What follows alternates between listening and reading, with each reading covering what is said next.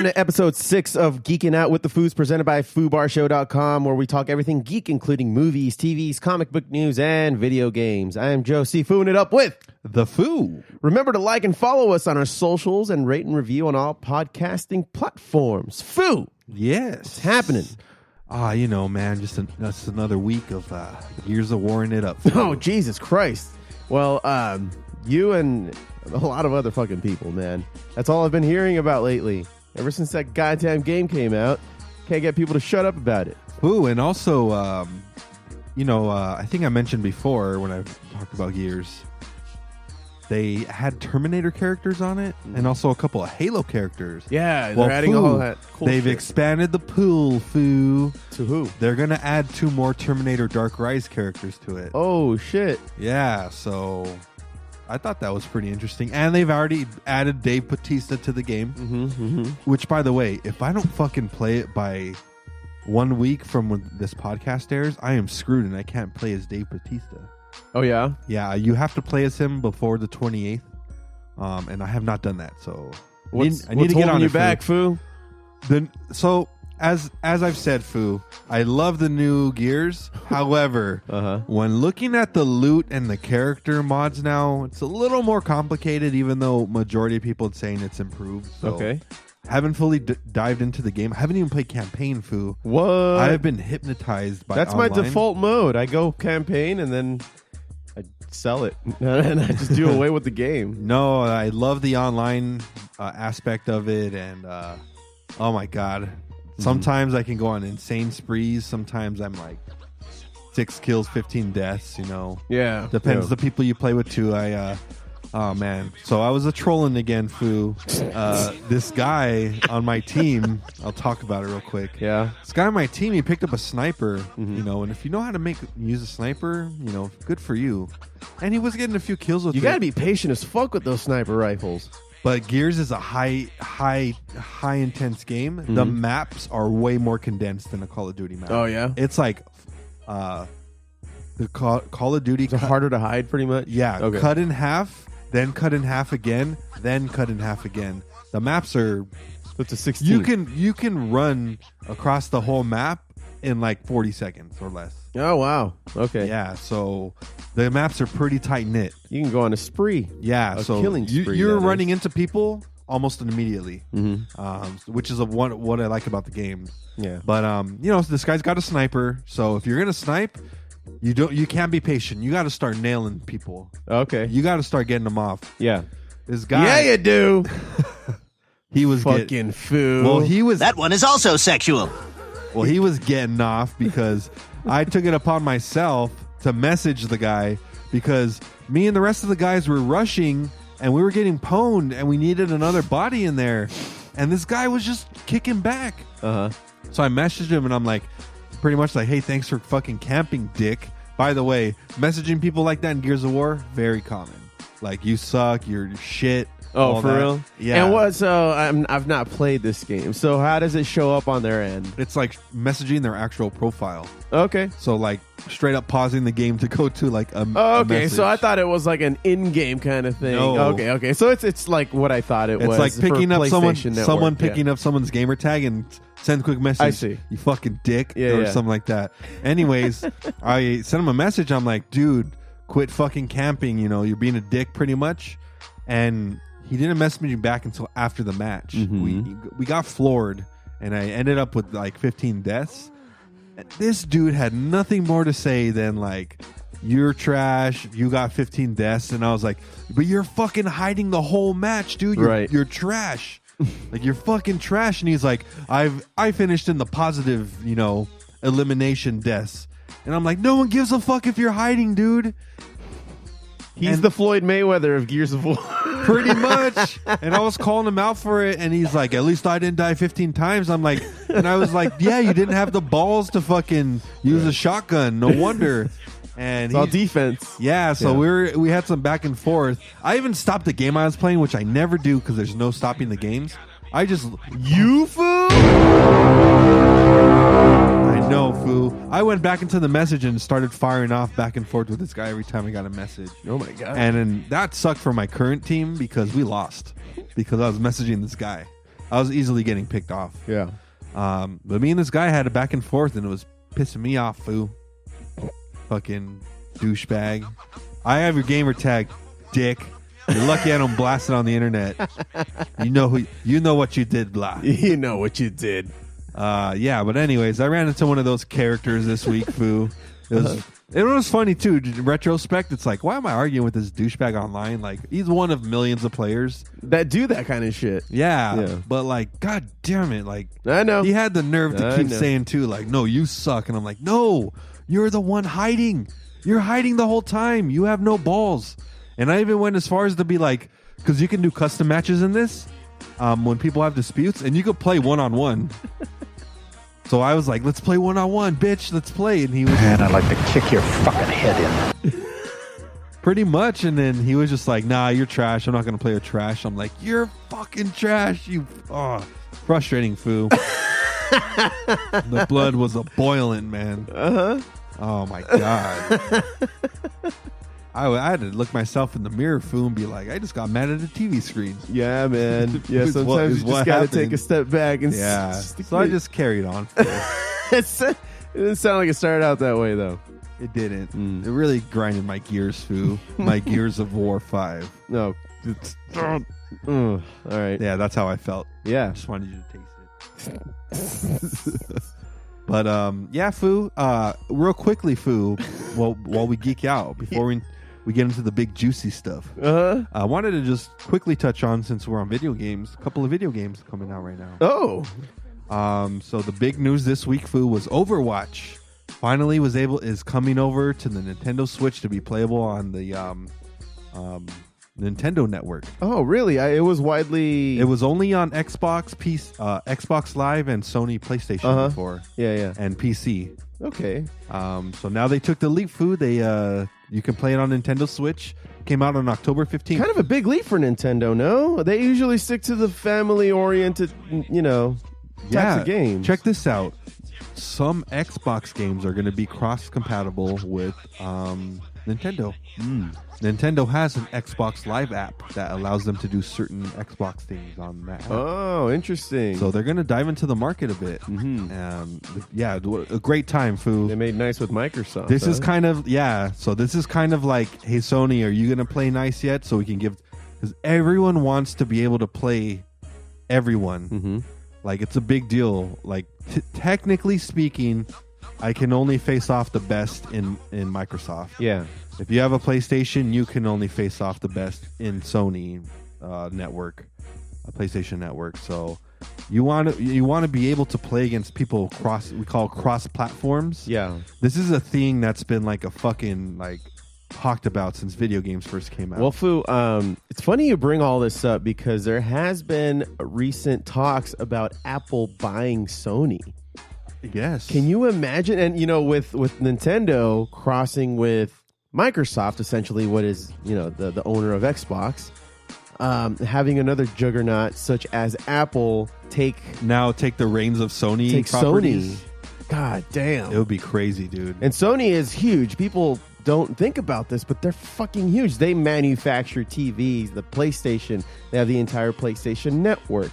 They make movies. It's a record label. Yeah, they're everywhere. Microsoft doesn't have that kind of stretch right now. Well, one thing Sony used to have over Microsoft is they would receive the in-game exclusives for downloadable content. That changed like in the 2010s. Yeah, like, that's true. Now Microsoft is the first publisher. That's what made Microsoft a better gaming experience as a whole. Oh yeah. I hate to say it. Instead of waiting, so you get to buy a game if you had a PlayStation, or back in the day when I was on Xbox. Yeah. I'd have to wait a year after the game drops to be able to get the extra content. Yeah, sure. I still like the games and playing, but that would have been fucking sweet. Yeah, to have that content right up front. But now the tables have turned, foo. Now we're taking it to the Japanese, foo. They can wait the year. Thanks, Japan. Thanks for listening to my rant about that, foo. I don't feel like I had a choice. You didn't. Sure didn't. Also, foo, I want to touch on this if you were quite done with your piece over there. Yeah, that was it. I mean, it was a nice... but it's a great idea, man. It was a nice matter of fact. Like, I mean, you're talking about them crossing their platforms. Apple's just straight up thinking about buying Sony. which is like, come on. Foo, you also know why we need that to happen? If Apple buys Sony, fucking Marvel gets the Spider-Man rights back. Yep. So I'm all for it right now. Yep. I know everyone at Disney would be too. Yeah. But this is something that now Apple needs to think about, because that part of Sony's purchase becomes less valuable. Well, I think that Apple, just based on what I know about Apple and their history, I think they're more open to play nice with Marvel. But they would have no rights over Spider-Man. Yeah, but they already have a platform for them on Sony PlayStation, where they had a few very successful video games with Spider-Man. I think they would still want to partner. They would still want to partner with Marvel about that. Dang, Foo, I didn't think about it from that business model. They'd play nice. I think they would play nice. And the last couple Spider-Man games have been steadily improving. Josh played the last one. He said it was fantastic. Yeah. It's still coming out with additional content. There's talks of a Spider-Verse game now. Everyone went crazy over that Spider-Verse animated movie earlier in the year. Yeah. Good times are coming, Foo. Yeah. I agree. Foo, another item that's going to be coming out this week when this podcast airs. Call of Duty, Foo. Are you ready for the next game? We've been getting their yearly shite since about 2013. It has kind of looked, ever since Modern Warfare 2, I haven't been impressed with anything else. And that was what, 2011-ish? Yeah, Modern Warfare 3 was meh.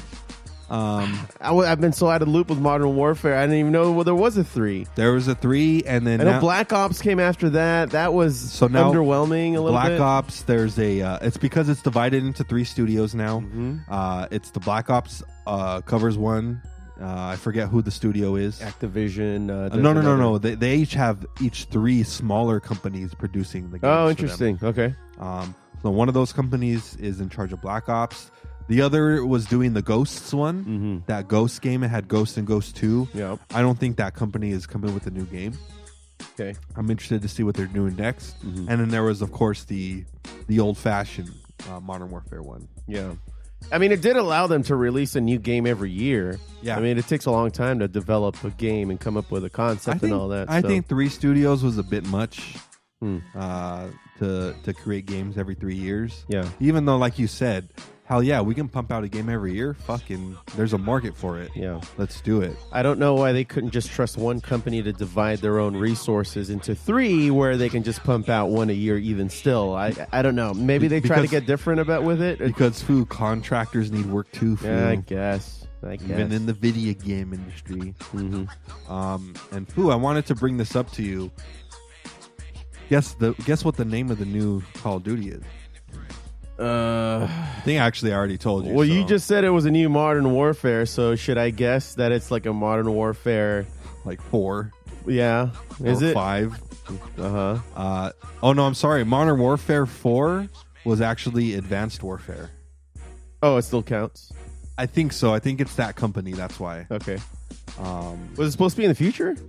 Is that why it wasn't modern? Yeah. Okay. Yeah. You could find space, Foo. That's the big sell. Gotcha. But anyways, Foo, the new Call of Duty game coming out.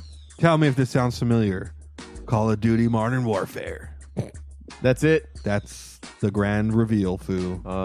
So original. people will need. I think other podcasts have already started referring to this as Modern Warfare 2019. Yeah, that's kind of how you have to describe it. I mean, they're not.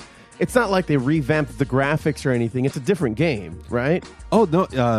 It's a different game. They're bringing back the main character, but now it's a different setting, different story.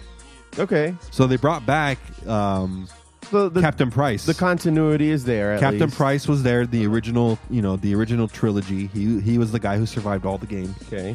And, killed that guy at the skyscraper, Foo, and he had the cigar at the end, Foo. Yeah, he sure did. So he's coming back, and then when I was interested when I was seeing previews for the game, I was like, oh, Captain Price, sick. But he's with now he looks like he's in the Middle East. So I don't know what the game's about. This has somewhat piqued my interest in Call of Duty. But I think I have, at my disposal, PUBG, Apex Legends, and Fortnite. I don't think I'm jumping back into playing full price for a Call of Duty game right now. Yeah. It sounds interesting. New story mode sounds inventive, clever, whatever you want to call it. Not very impressed or very excited though, if I might say. Like you said, it's the yearly Call of Duty game now. It is what it is.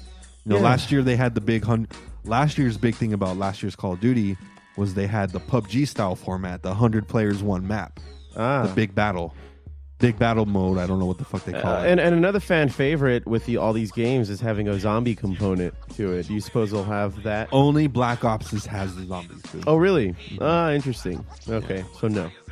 Exactly. So are you that stoked now about the game too? I didn't care before. I cared less now. Yeah. So it'll be interesting to see what the numbers are when they come out. I'd like to see the reviews. I'm very interested, and I'm if I can watch somebody play the campaign, I likely will, because that's what I don't play the games. I just watch. I'm people sure the play graphics are far more advanced. Of course, to enjoy it. Of course. But I think we're not getting that new element or that new item in the game. Not specifically an item, but that new element to the game that makes it like, oh, cool, they did this to the game now. Yeah. Versus other games which are kind of doing based on what I've read about the campaign mode, and this is why I default to starting with campaigns, because it gives you a sense of what the character's about, maybe what kind of weapons he has on him and that kind of thing. But they are promising a very visceral and uncompromising campaign that has been redesigned to be edgy. They added a female squad member to Price's team. What I saw, I don't know much more about that as far as what's changing the game. Modern wokeness. Dang Foo, she's gonna be his captain. Dang Foo. Just kidding. Oh, I think he's the squad leader. Okay. I don't know what he is. I'll get back to you on that. Captain Price? Yeah. Yeah. I think he's a captain. Dang Foo, you just caught me. Another game that I've been seeing all over my Facebook feed, The Outer Worlds, comes out on October 25th, same day as Call of Duty. And Foo, I think you'll be interested in this. Resident Evil 5 and 6 going to be playable on the Switch October 29th. Oh shit. Yeah, man. So Nintendo is really trying to get in the game here. Dude, they're doing stuff with Microsoft. They're doing Resident Evil is a fucking PlayStation original. I mean, fuck, dude. Another game coming out end of the month, Luigi's Mansion on Halloween. Oh, Luigi's Mansion 3. The third part of the sequel. Yeah, I haven't played any of the Luigi Mansions, but there's a lot of cool. Any Mario property's awesome. Yeah, and I heard the first one was really edgy, and the second one improved gameplay. So we'll see what the reviews are for the third one. Foo. But it's on the Switch, which should be dope. Yeah, the only Mario game that I was never really excited for was Mario Brothers 2 on the original NES. It was a little underwhelming. But they brought it back with Super Mario Brothers 3, which we talked about a couple podcasts ago. Oh, dude. Fucking amazing game. And ahead of its time. Way ahead of its time. Well, those are all the games for the rest of the month, Foo. All right. Next month, we'll be looking forward to, which we might get a little more background on, Pokemon Shield and Sword. This will be the first time that they're not going to be playable on the Nintendo 3DS. Oh, yeah? Yeah. It's strictly going to be playable on the Switch. Interesting. So this is the first technically console game, but the Switch is also a handheld device. So yeah, but they're totally not moving forward on the Game Boy. Game Boy model, which is now turned into the 3DS. It's obsolete, and you got the Switch now, just like you said. It's kind of like the best of both worlds. So you could play a console-type game. Or a handheld game. Or handheld. I mean, it's the same game, but you can play it both styles now. Yeah. It's just, do you want it on a big screen or right in front of you in your hand? Just pick one, Exactly. So it's very convenient for a lot of people. And also coming out in November, Star Wars Jedi Fallen Order. So get some more details of that as we get into the month of November, Foo, on the video game front. Foo, that's all for the video game updates for now. All right. Poor Call of Duty, dude. Just getting rehashed and tossed around like a little bitch, dude. Well, Foo, you were telling me about Jared Leto. He was pissed off about how people are perceiving and keep talking and leaving him out of actually conversations when it comes to Jokers and that kind of thing. Tell me more about this. Yeah, so I guess he has been getting the worst reviewed Joker so far. And how can you disagree with that, though? He's not the best Joker. In fact, when you compare him up to every single Joker we've had, even the Joker on Gotham, the one that's not supposed to be canon, that one's even better than is more well received. Yeah. So, why is he being a little bitch about this? Well, first of all, I think he was upset that he wasn't invited back to Suicide Squad 3. But actually, Foo, what's really interesting... Suicide Squad 2. 2, I'm sorry. Sorry about that. Okay. He didn't ask to come back for the sequel, which kind of hurt his feelings, I guess. And then also to add to that, the no mention in the grades of all times and how he was highly regarded by fans. Very trivial. Credits. And shit, for all we know, he probably had some really good written scenes for Suicide Squad, but... the way it was edited, maybe they edited some really cool things out. I still think I think it was all bad. Just the execution. You saw him, dude. He had a fucking grill, and he had damage on his forehead. I don't know, man. That's too steampunk for me right now. Nah, that's not even steampunk. That's just why it's thuggy. That's like, that's mumble rap. That's mumble rap status right there. Mumble rap Joker. So he's been getting upset, but there's also been some news that's not been fully, could be true or couldn't be true. All right. Is that after he found out that they were moving forward with Joaquin Phoenix, he had his agents try to get with WB executives and get the Joker film, the standalone, like thrown away. He was trying to not make his agents influence it to not get done. Yeah. So he was being a little bitch about it. Well, I'm curious to know the way the Joker was executed in Suicide Squad. Was that his sole idea to put it together the way it was? Whose? Jared Leto. No. So that was a studio and script decision to make him look like a mumble rapper. And also, just so everyone knows, technically, the Joker we saw was in a version of the comics. Okay. Or he was a version of Joker in the comics. So there's argument that they did stay true. However, there are bad comics out there. Yeah. Okay. All comics aren't great. That's so before true. everyone says, "Oh no, that it was," because people are defending him still. People are still coming out.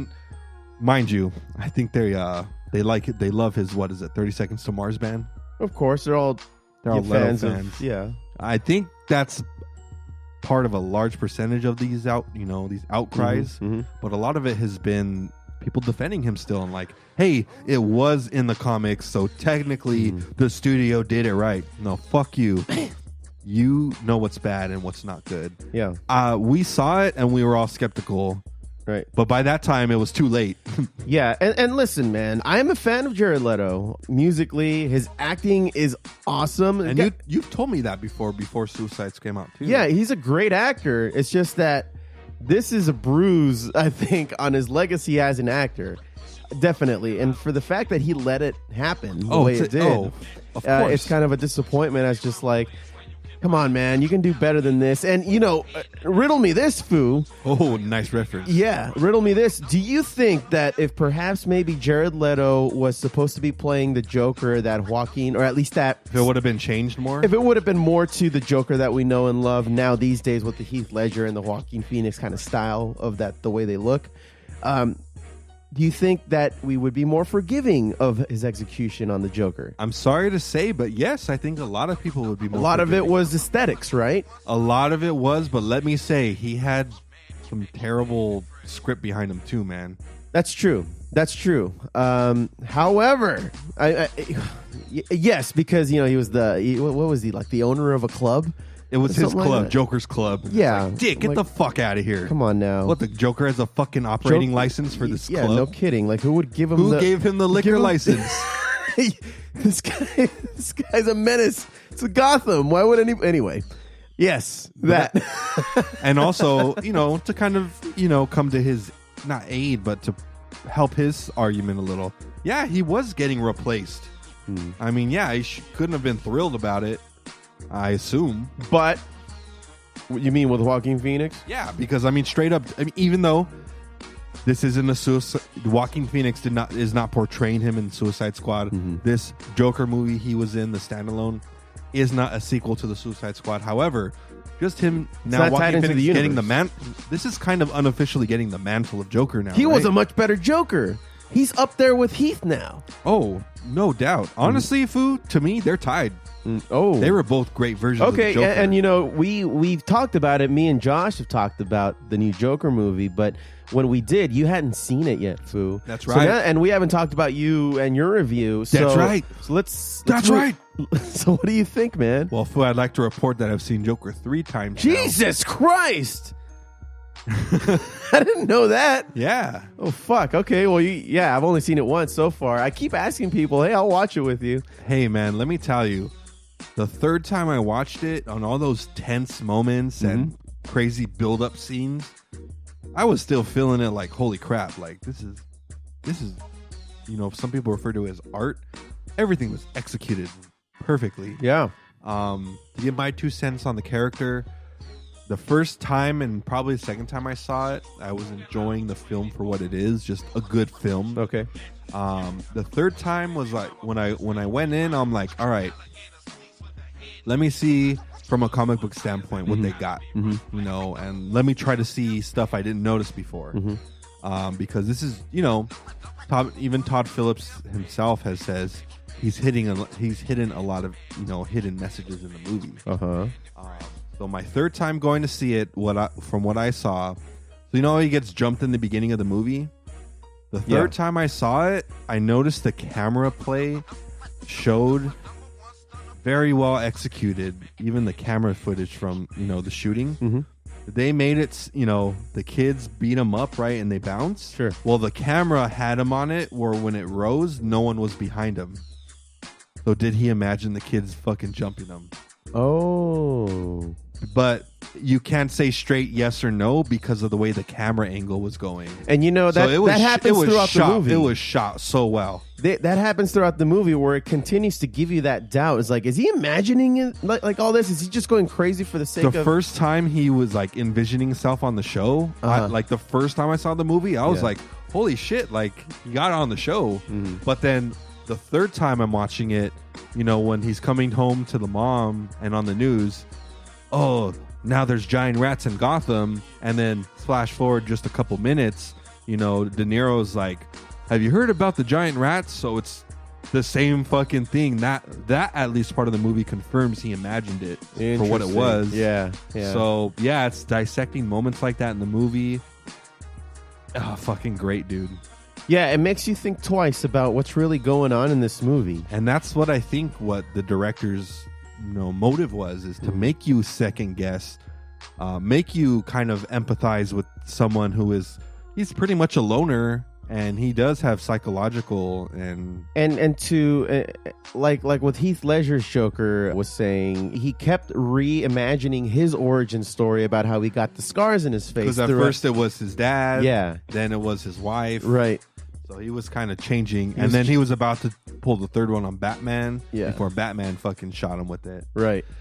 So, I mean, he can be imagining all of these things. One of my favorite theories is when he goes to the social worker the first time, and she was just like, have you thought about what you did, you know, when you got yourself locked up? And he was just like, who knows? And then it's like him banging his head on the door. Yeah. Like there's a theory that he's just doing that the whole time. And before he sits down, you know, forward to the end of the movie where he's now sitting in the mental hospital, you know, cuffed up. Yeah. And he's kind of imagining like that's just a continuation. It was him just doing that the whole time he was playing that movie in his head the entire time, because at the very last scene of the movie he's getting chased by the security guards. Yeah. And then if you saw, he's leaving he's leaving a trail of footprints covered in blood. Yeah. Oh my god. So yeah, so many ways to think about it. That could have been his first escape from Arkham. True. This could be him now being the Joker. Like, who knows?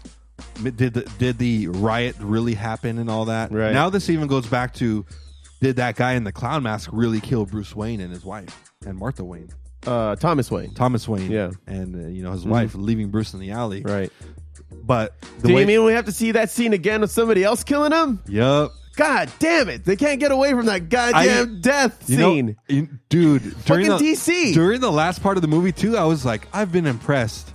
Like, no Batman death scene yet in this DC movie.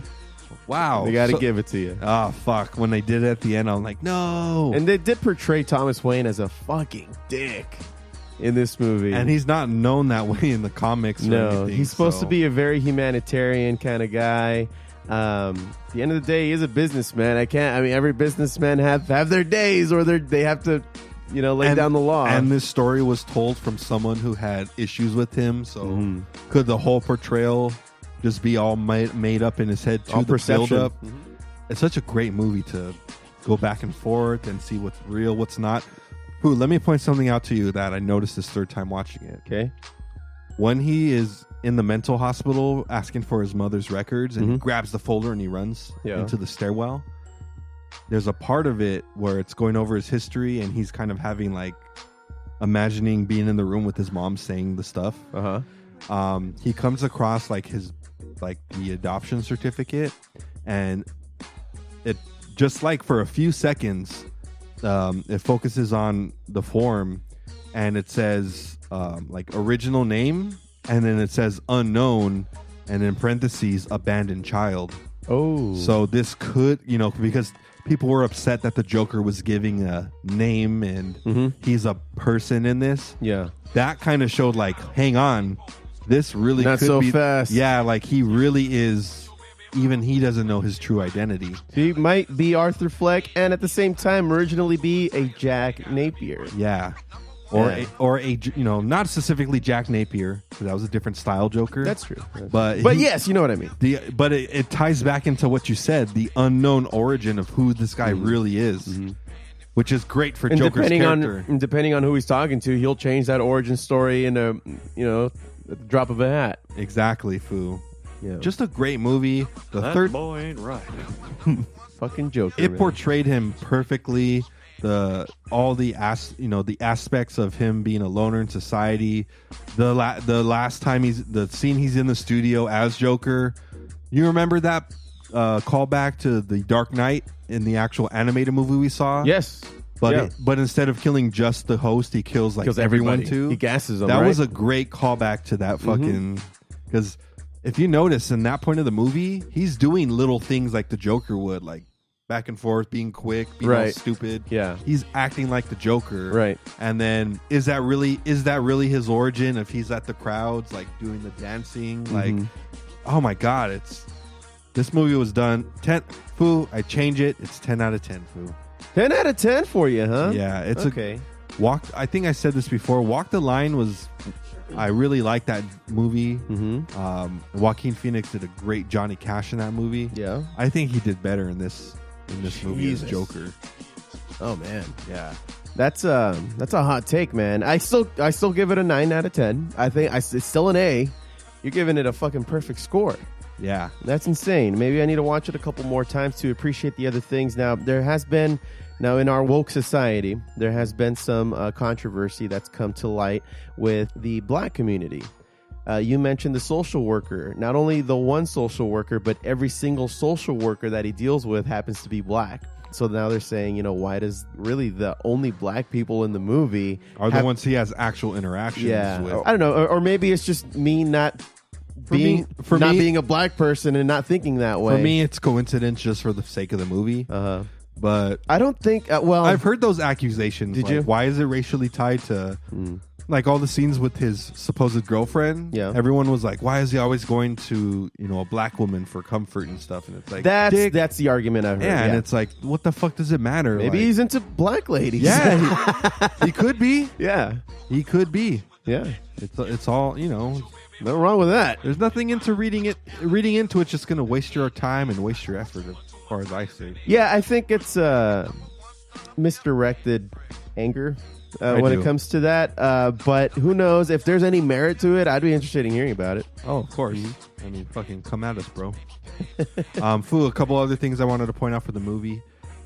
Did you notice when they were leaving the theater before they got murdered, and I mean the Waynes, what movie was on? Zorro, the one that came out in 1979. Zorro the Gay Blade. Yes. Yeah. So this movie is either, and then I guess someone looked it up. They left Zorro the Gay Blade in the movie theaters from 79 to 81. Yeah. So this could have been this story is definitely in 1979, 1979, 80 or 81. Nope, 79, and I'll tell you why. Why, Foo? The Waynes have money and they'll go see a premiere. Ah, dang, Foo. I didn't think of it that way, Foo. I mean, they'll just jump on it, dude. Like, hell yeah, Zorro movie, let's go. Look at you being all fucking. It came out in 79, and it's very much like a Detective Joe. It's kind of like a New York 1979. You know, it's Gotham, but it's True. like because New York. They shot it in New York. So. And then New York was a dump in 1979. It only got Disneyfied just recently when Giuliani was their mayor, and just kind of sold out the Times Square, and then everything's just very clean looking and took care of the whole homeless population. Not the whole homeless population, but most exactly. of it. Yeah, it's made significant strides. Oh, dude, it's night and day now. It's not the same New York it was back then. That's for sure. Foo, one thing I wanted to just kind of wrap up with Joker here. I don't know if you heard about this, Foo, but apparently Warner Brothers Studios was very, very indecisive when they originally wanted to create Joker. Really? And they saw it as too risky to fully fund themselves. So what the studios did, the decision was made to move forward with the project. There were many executives who were saying, no, we should not air this movie. Like, a lot of people wanted to kill the project, and Warner Brothers apparently. Really? I guess, even though the division among the ranks, that consensus was made is that they should go forward with the movie. Mm-hmm. So these naysayers who are now saying kill the movie, were now saying we're not going to fucking fund this whole movie now. Like, that many people didn't believe in the movie being able to be a success.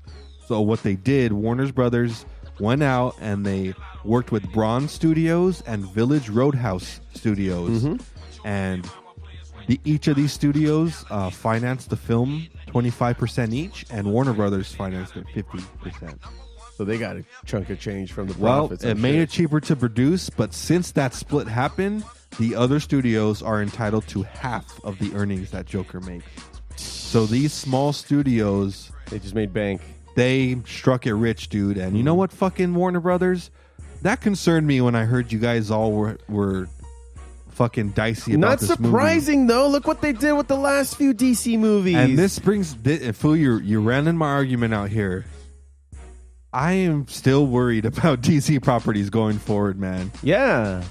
Finding this out is just cold, because the movie has made around $600 million already. They've been very backwards thinking on all these DC properties, man. And people are even saying now, because this movie is more like a DC Black comic, which is a storyline focused on the villain and kind of empathizing through the lens of the villain. They're the hero of the story. Yeah. So now people are kind of saying, like, we want more of these DC Black movies. Well, fuck, man, I hope the studio learns its lesson. And it's like, dude, first of all, the Todd Phillips thing was a good call. He's a good director. And not Heath Ledger, Joaquin Phoenix, dude, you knew he was going to come through.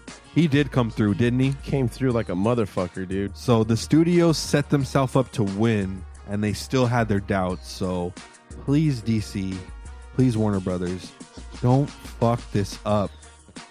Don't doubt yourselves. Can you just go all in on a project for once? The right way. Like we were talking about with Legion M's David Baxter, listen to the fucking fans. Don't steer away from the original source material, because that's what the fans initially fell in love with. Yeah, so and don't make part of the movie campy because it's like you want to appeal to audiences. No, motherfucker, audiences already love it, dude. They already love the appeal. They want to see it played out now. It's why it's been so successful up to now. Exactly. Like, why are you looking to change it? And it's very, very aggravating as a fan ever since they've been coming out with these. Like I was explaining to David Baxter when I was in high school and those Spider-Man movies were coming out. As much as I enjoyed that first Tobey Maguire Spider-Man, at the end of the day, I'm like, man, why'd they have the web come out of his wrist? That was so unnecessary. Very, very unnecessary. Amongst other things, but I digress. Dude, I just really hope that they fucking go, because we're going forward with the Batman movie. And by the way, all signs point to Batman being a good setup. I mean, I think I just told you they picked Michael Gariciano or something like that. For what? To compose the movie now. Oh, yeah. And Matt Reeves. For the score, right? Yeah, Matt Reeves actually, I have it here. Michael Giacchino, they were at the Royal Albert Hall in London this past Friday, October 18th, for an event. And David Arnold was composing the music in a Godzilla suit.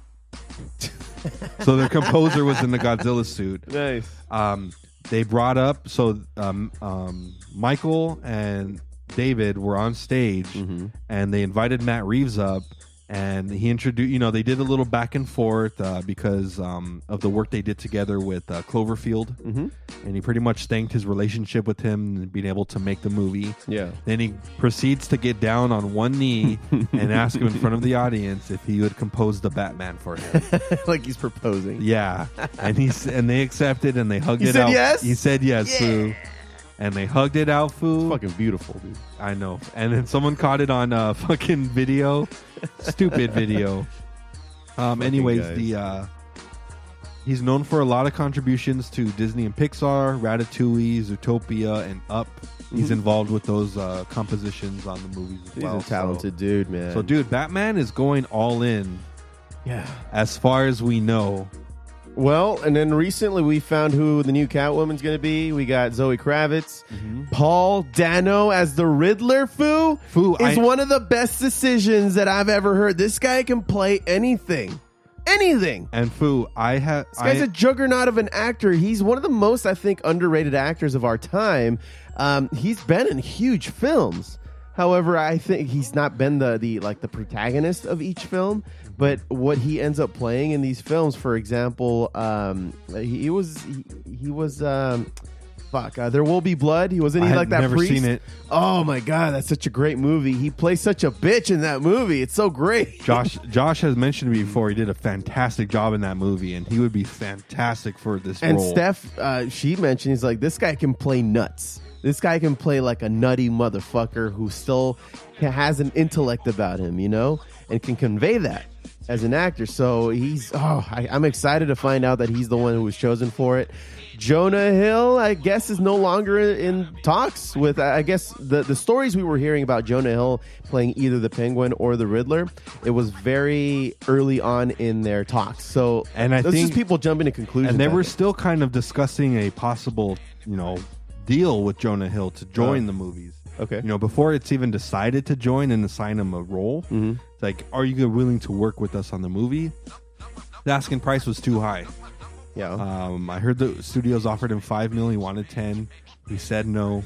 No? Shame on Jonah Hill, because if this movie leads to a new invention of Batman to be a success, lost opportunity, man. Yeah. Because I think Robert Pattinson is taking a pay cut to be in this movie too. It can still be Clayface. Who, Robert Pattinson? No, fucking Jonah Hill. No, his asking price is too high, man. And once you say no to a studio for your role, yeah. But if we're like 3 movies in and they have the money, I'm telling you, man, they're gonna the ship missed opportunity. Yeah, exactly. All right. It sucks for Jonah Hill, but whatever. Damn. I hope everything leads up to I think they're gonna start shooting early 2020. Wrap everything up end of year, then get all the effects and all the production done. It's going to air, I think, in May 2021. I'm excited for this. And to the people who aren't giving Patterson a chance, I think they're being a little misled with that opinion, because when it's time for an actor to play Batman, I mean, Batman doesn't really have that many speaking lines anyway. It's all choreography for the most part.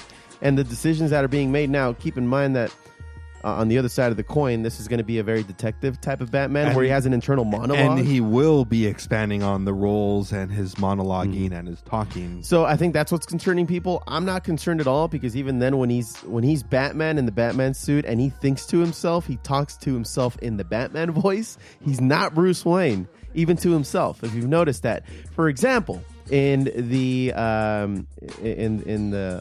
the movies with that we saw with the Bale? Heath Ledger, Bale, yeah, Christian Bale, when he's talking to Fox in the Batman suit, he's still doing the voice of Batman, and Fox he knows who this motherfucker is Why is he doing the Batman voice to him? So no one hears him, Foo? I guess, but they're in the... It's part of the cowl, Foo. Well, that's what I'm saying. Once he puts the cowl on, he's Batman. He's no longer Bruce Wayne. See? So if they kind of continue with that flavor of what Batman is, then I think we're going to be in a good spot. Because Pattinson doesn't... Pattinson, I'm sorry. Pattinson doesn't require that much acting to be had. And I would be interesting, now that you bring it up, I'm very interested to know if they're gonna either camo his voice, because when we talk about the animated series and all the video games, he doesn't fucking camo his voice. It's the same fucking voice. So I'm curious to see how the studio's gonna approach that aspect of it, only because, like you said, it was a big part in the Christian Bale roles. I don't know about that. It wasn't in the Michael Keaton roles. He didn't camo his voice. Yes, that is very true. Michael Keaton didn't camo, but I think in the cartoon he does, man, because when he's Bruce Wayne and he's being Mr. Playboy, his voice is more uplifting. It has a smile to it. It has a smile to it. No. I have to disagree, Foo. Well, it's the same. He's carrying the same voice. Nope, I disagree, Foo. Foo, we're just going to have to wrong. Hash it out, throw some bows, and watch a episode of Batman. Foo. Okay, I'm okay with this. All right. It's going to be a winner for all, Foo. Cool. Yeah, but hey, man, let's continue the strides, Foo. It's picking up steam, man. The movie and the cast, the production now, everything is looking great. The music. I'm really interested to see how they're going to also tackle that aspect I just said, the voice. That'll be, I wonder what they'll do. That was a big part of all the last Batman movies. That's why. Right. And there, that's part of, like, I think College Humor. They have those series of videos where they're making fun of him intentionally masking his Pete voice. Holmes doing the fucking right. He's extra emphasis on the fucking voice, dude. Yeah. Fucking hilarious. But thanks for the segue, Foo. But did you hear that Barney, the big purple dinosaur, is getting a live action movie done? No. You remember Barney, right? Foo, Josh ain't here. You don't gotta lie to me about stuff now, Foo. Well, I'm sure that as soon as you hear Barney, you hear the "I Love You" song. Other things kind of immediately pop into your head about the big purple dinosaur that we all kind of grew up with. You didn't have to love him, but he was shoved in our faces, for the majority of our childhood. For sure. We had to know. Yeah. You go to daycares or fucking even as default. Even as a teenager, they're still shoving that shit in their face. Yeah. Well, Mattel has announced that Barney the Dinosaur movie is in the works. And they have partnered up with Daniel Kaluuya. He has been in projects such as Get Out, Widows, Black Panther, and his 59% production banner to help develop the live-action film to audiences around the world. And then Robbie Brenner of Mattel Films, he had to say this in a statement. Working with Daniel will enable us to take a completely new approach to Barney that will surprise audiences and subvert expectations. What the fuck? The project will speak to the nostalgia of the brand in a way that will resonate with adults while entertaining today's kids. I think they're gonna make it into like a Power Rangers type of thing, where you know how Power Rangers was somewhat innocent and very low budget back in the day, and then when they redid the movie just a couple of years ago, it was very much like a serious kind of thing going on. No. I think it might be like a badass Barney who will look at let's Rambo him up. What the fuck can they do with Barney, dude? I don't know, man. What the subvert my expectations? What the fuck? Maybe it'll be like a Fight Club situation where only one kid can see him. Maybe he battles Big Bird. Dang, crossover, Foo. Dude. Dang. It's like a Godzilla fucking King Kong crossover. Titan-esque, Foo. I don't know, man. I gotta say I'm not stoked and not really excited to hear Nor this should news. you be. I mean, I'm pretty sure you are not the demographic for this at all. But the fact that they're making this happen is like, what the fuck, guys? Do we need this? Who are we getting that old? No, I just don't think anybody needs this. But I'm saying, like, are we that old now where there's an audience for this crap? No, and that's my point, dude. Like, he disappeared from PBS. Like, He's no longer. They don't make new episodes of this. He disappeared. But that's why I'm confused. This is for Kids. pure nostalgia now. Like, I don't get it. Yeah, so Who's like nostalgic about fucking Barney? not I, sir. And kids won't give a fuck about it because they don't know who Barney is. Likely. And guys like us at our age who had Barney shoved down their throat as a kid, I couldn't give two shits about it. I enjoy more fucking Teletubby memes than Barney memes, I'll tell you that. Really? Yeah. Oh. They do some weird shit now. Have you seen the one where like they're blowing the little party? No, The man. little party thing? You know, what are they called? The little blowers? The thing you do? I don't know. The Vuvuzelas? Is that what they are? The Vuvuzelas that got banned from the World Cup? Yeah, I think so. Okay. Just the thing, you blow it and it goes, and then it retracts in when you're not blowing it. Oh, the party things. Yeah. No, yeah. I don't it's know not what a they're called. Vuvuzela. Yeah, all right. But anyways, Foo, I forgot what I was saying. So. That's the Foo for you. Yeah. What else you got, Foo? Well, Foo, I just wanted to wrap everything up with a callback to Avengers Endgame, Foo. Oh, okay. Tell me if you've heard this theory before, Foo, and oh, God. you'll be like me and probably say no. The Thanus theory. Now, Not Foo, heard about it. you say no, but once I tell you what it is, you're gonna know, Foo. Thanus theory, not Thanos theory? Yeah, not Thanos, Thanus. Well, Paul Rudd, Foo, good old Paul Rudd. He was on the show Hot Ones, Okay. promoting his new Netflix series, Living with Yourself. And the host is like, hey, he brings up the Thanus theory. And so before I get into it, the rest of the Paul Rudd interaction, What is the Thanos this theory? is the Thanus theory, that the only way to defeat Thanos was that Ant-Man shrink down to the size of an ant, enter Thanos' anus, and have him implode from inside by returning to regular form. Now you've heard it, Foo. I've heard a similar theory that has him entering through his ear, but this one's more exciting. Yeah, so that was a real thing, and it was actually being asked of a Marvel cast, even though they're all like, what the fuck? They can't say yes or no to theories, so they're just kind of like, that's a new one. Anyways, they asked Paul Rudd about it. They're like, hey, with all the, now with the movie being available on Blu-ray and all the different like kind of, there's a rumor that it had another ending that they're never going to show. But it's like when dissecting the what did happen from the theories and what didn't, they asked Paul Rudd, how do you feel that the Thanos theory never came to reality or even as an alternative ending? Here's what Paul Rudd says. I consider it a lost opportunity. I like that he likes to troll even his own projects. For example, like when he goes on Conan and he always plays that clip of Mac and Me. Yeah. Rather than the movie he's actually trying to promote. Fucking gold, dude. Yeah, so of course, after that, he kept a straight face, but shortly after started laughing and, giggling. So he has an awesome poker face, by the way, whenever he's like fucking around like that. Guy's funny as fuck. Yeah, man. so thanks, Paul Rudd, for kind of... And so, Foo, the theory has officially been debunked, Foo. No Thanos theory. I mean, it makes sense. Don't you think it would have worked?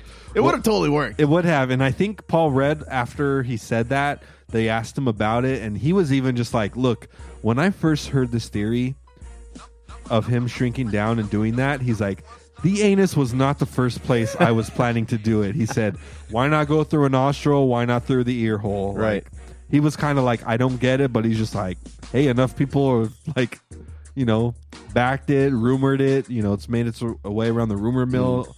They were even asking the goddamn actors about it. Yeah. So I think that's why he was kind of like lost opportunity. And whenever Thanos isn't like, spearheading a war, he's just sitting down on his throne. Can you imagine the swamp ass on this purple motherfucker? I mean, I'm just... how gnarly would it be? Food destroying half planets are fucking taxing, dude.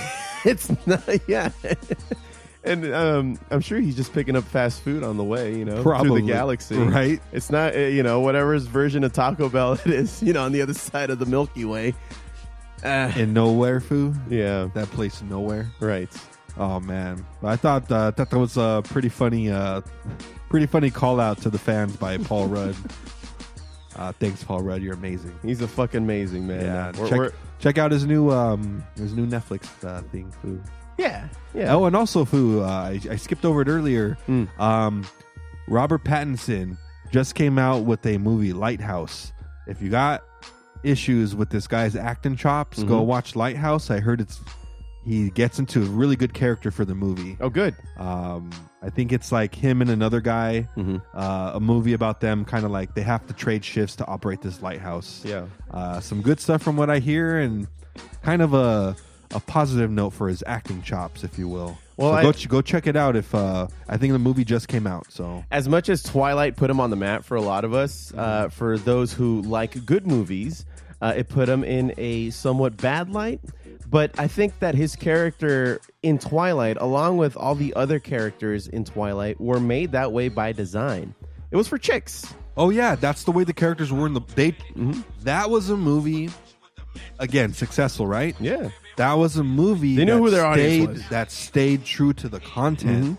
Because that's how the fucking books work. Because there's a fan base for it, and you're giving it to the fan base in a live action version. Boom. So boom, yeah. And that's why it was successful. It's by design. And are you fucking listening, DC? Don't change shit up. Yeah. Even if you think it sucks, the fans love it. Don't fuck up that Flash movie coming out, DC. Oh my God. Don't fuck it up. I'm so skeptical, man. I'm really nervous, if I'm being honest. We'll see. We'll see, man. We'll just have to wait and see. And I think that's going to do it, Foo. Another successful Geeking Out. Woohoo! Yeah. We did it, guy. Yeah, man. Thanks for being a part of it. Josh will hopefully be a part of the next one. We'll see. If not, he's dead. Yeah. Coming for you. I mean, Josh, hopefully you make it back. Well, thanks for listening in to Geeking Out with the Foos. Remember to like and follow at FooBar Show on our socials and rate and review on all podcasting platforms. I'm Joe C. Fooing it up with the Foos. Don't be a dick.